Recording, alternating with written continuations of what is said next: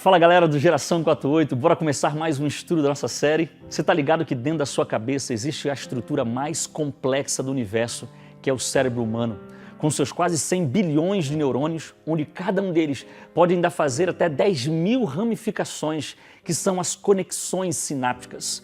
Através do cérebro, você consegue perceber o mundo ao seu redor, realizar tarefas e ainda armazenar milhares de informações ao longo da sua vida. E mesmo que você não seja um expert em memória, existem formas e dicas de você treinar o seu cérebro para alcançar esse objetivo. E, segundo os especialistas, uma das dicas valiosas é você tentar associar a informação ou a pessoa que você não quer esquecer a imagens visuais concretas. E foi isso que Jesus Cristo fez quando esteve aqui nessa terra. Ele associou a sua missão e as suas verdades a coisas simples do cotidiano, a imagens concretas, como, por exemplo, a Santa Ceia.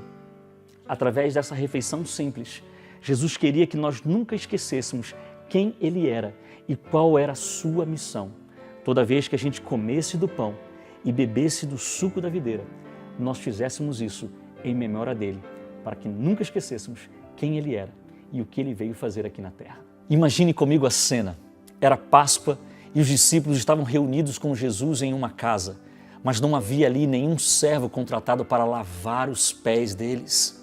Todos ficaram olhando um para o outro para ver quem faria tal função.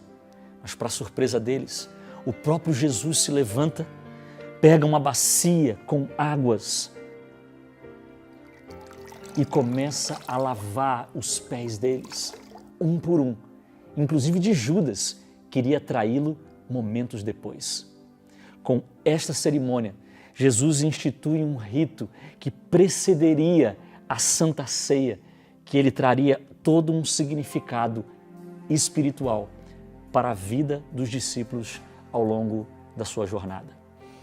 O rito do lava-pés nos faz lembrar que no reino dos céus, grande é aquele que serve. Nos faz lembrar que nós não somos maiores do que ninguém, somos servos uns dos outros. Por isso essa cerimônia é conhecida como a cerimônia da humildade. E também ela nos faz lembrar que, uma vez sendo batizados, nós não precisamos nos banhar todas as vezes, como Pedro pediu, mas ao longo da jornada é necessário que a gente pare para tirar as poeiras do pecado que ficam grudadas no nosso caminho.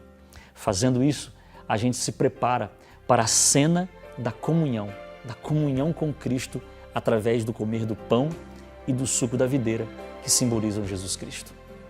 Na ceia, tanto o pão como o suco da videira precisam ser sem fermento, porque o fermento nesse contexto simboliza o pecado. E Jesus Cristo, ele se fez pecado, embora não tenha cometido pecado algum enquanto esteve nessa terra. Então o pão sem fermento simboliza o corpo sem pecado de Jesus, que foi moído por nossas transgressões. E o puro suco da videira, sem fermento, simboliza o puro e inocente sangue de Jesus, que foi vertido na cruz para nos salvar. Quando a gente participa da cerimônia da comunhão, a gente está entendendo quão importante é entrarmos em íntima conexão com o nosso Senhor Jesus Cristo, porque sem Ele nada podemos fazer, sem Ele não haveria salvação para nenhum de nós. A Santa Ceia, juntamente com o batismo, é uma das cerimônias mais importantes da fé cristã. Por isso, toda vez que a gente participa dela, nós estamos anunciando a morte de Jesus até que Ele venha. Então, como você percebe, ela não é somente um memorial daquilo que Jesus fez no passado, mas é uma lembrança constante de que Ele virá outra vez e nos levará para casa. E quando isso acontecer, nós participaremos de um banquete, de uma ceia, cujo oficiante será o próprio Senhor Jesus Cristo. Então, meu querido amigo do Geração 48, participe dessa cerimônia tão importante da comunhão. E como diz Paulo lá em 1 Coríntios capítulo 11, verso 28, não tome a ceia de forma indigna, examine-se a si mesmo. Note que não é para você examinar o outro, é examinar a sua própria vida. Mas não pare aí. Há muitos que se acham indignos e nunca participam de uma ceia. Não é isso que a Bíblia está dizendo. A Bíblia está dizendo para você examinar, pedir perdão pelos seus pecados e tomar a ceia do Senhor. Participe dela, Porque, como realmente Jesus mesmo falou, sem Ele, nada, absolutamente nada, nós podemos fazer. Que Deus te abençoe.